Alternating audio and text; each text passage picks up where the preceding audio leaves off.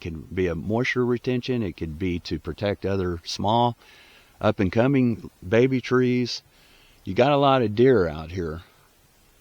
And then there's other grazing type animals too. And it really takes its toll on these plants out here and the regeneration of new trees, the next generation of these hardwoods.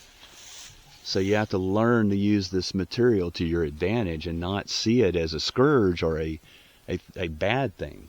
Cedar, to be honest with you, is really like a godsend on your property. If you buy land and it's full of juniper, you've really got a godsend, because you can do so much stuff with juniper. It may be a lot of work to thin it out and do all these practices. To do all these practices, but it's a labor of love. You get a lot of fulfillment out of it, and it really pays off. And it's so much cheaper to do all this holistically than to try to come and pay people and to go buy all this stuff and try to accomplish it through other ways. You got all the materials right here on your property, and you can do a lot of stuff without having to spend a lot of money. It just requires labor and time. So that's where I wanted to start on this video. We're just kind of walking down, heading to another area, and I'll just kind of commentate a little bit here while we're walking through. There's an old bow hunting blind there. A little spot where pass hunting would take place. I'm walking back around here. We're going to go to a different treatment area that I've recently done. Grab this, and let's just go on a little walk here.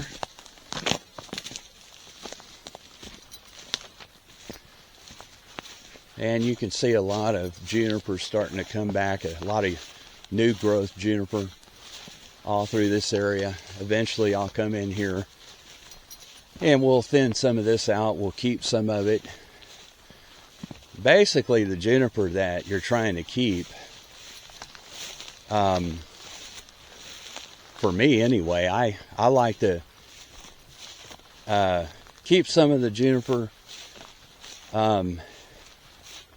It's good whitetail habitat as long as it's not too thick and too dense, and creating all the issues like I was talking about earlier, and we're going to talk more about when we get over here. But I don't like a lot of juniper under my more mature. See, here's a live oak, a very, very. Let me back up a little bit so we can look at this real pretty live oak. This live oak is a really mature, older live oak. It's been here a long time. It's quite big for this area. This thing is, I'd say it's at least 200 years old, 150 to 200 years old. It's an oldie. It's been here. It's real mature and still pretty healthy looking. But I don't want junipers growing under the drip line of a tree like this. So I'm going to clear that out and make mulch out of it and do all those things we were talking about earlier. And you can see where I've dropped some juniper inside or around the drip line of this live oak.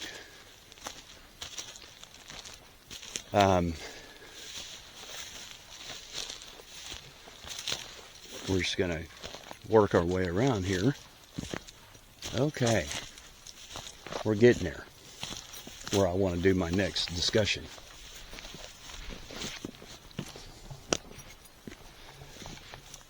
Here's another Spanish oak that I've dropped young juniper down and used it for mulch. Use the slash for mulch. When you cut down these junipers and you debranch them and all that, you're basically creating juniper slash. And see, you can just lay that through there like mulch and everything. Now we're getting over here on the property where it drops down into a kind of like a big ravine or small canyon kind of deal, into a meadow kind of area, woodland meadow, and it has down in there it has a dry creek or a wet weather creek, whatever you want to call them.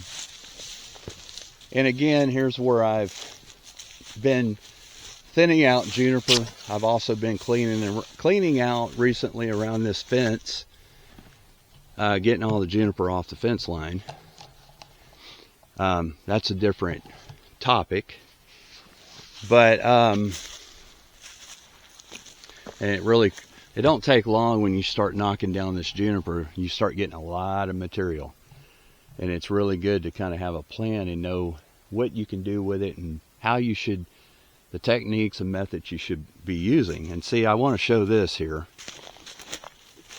So right here, I basically created I took a lot of the ash juniper material.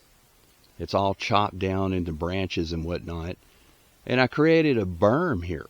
Okay, you can see where in high flow events with rain, this could be an area where a lot of water flow occurs at. That's probably another video as well, understanding how to read the land and water flow and things like that, and look for the signs. We're not going to get that far into that right now, but so anyway, I basically have made this into a berm. It's not a thick berm, but it is in a berm form. And as that sheet flow comes across the landscape and you got a subtle amount of slope through here, and that water is going to flow down. And if there's nothing to slow it down and spread it out, it's going to tend to sheet flow and erode soil and downcut and make rills, and sometimes rills turn into head cuts, and then head cuts turn into gullies and all that kind of stuff. So this is going to catch that water, catch the sediment flow, deposited all that material out, spread it, slow it, and then it's going to infiltrate into the soil and recharge the groundwater. That's what this is designed to do. And again, it's not pretty. It's not aesthetically good looking. But you gotta really train yourself to get out of that mindset. That's in the Texas Hill Country with all this ash juniper, and you're managing it for ecosystem services and to improve the health of your land and recharge the water table. Your goal is not to have it looking like it's a manicured landscape.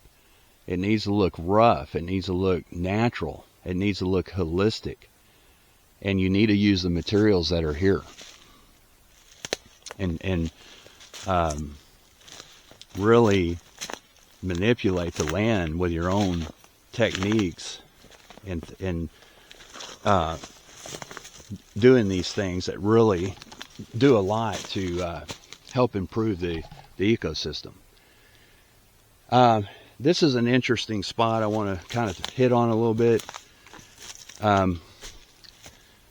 If you look down in there, right in there, let me see if I can get in there. There's a little baby tree, and that's a Texas ash. And he's growing real nice and proud, you know. And so what I did as I started thinning out this juniper, I built this cedar cage around it again, this ash juniper cage, to protect it, because the deer ultimately are going to start coming through here. And if they see that, they're going to think that that's like a, you know, prime rib or something. That's something they're not used to getting to eat on like that, a real young Texas ash, and they're going to munch on that like crazy. And so you want to protect things like that when you find them. That's your next generation of nice hardwoods out here. And you want to have, Texas ashes are beautiful out here. And so I've also come through here, started to thin out a lot of the juniper in this area. I want to have a little discussion here. This is an important thing to talk about. You can see where I'm berming this up as well back here. This is another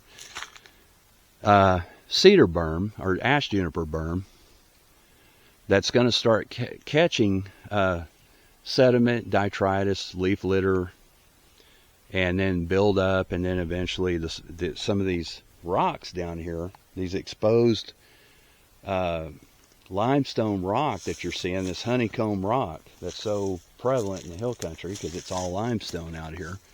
Very alkaline soil, high pH type stuff we're talking about. But as this starts to catch more soil and more leaf litter, it will build up and eventually start covering these all this limestone. It may not cover it all, but it'll start covering a lot of it and not allowing the soil to leach out. That's what's actually going on in this area. Over time, the juniper has gotten so thick in these hardwoods. You can see this is like a little lacy oak or blue oak. I like to call them blue oaks. This little grove of blue oaks through here. Very beautiful trees. Got a lot of character to them.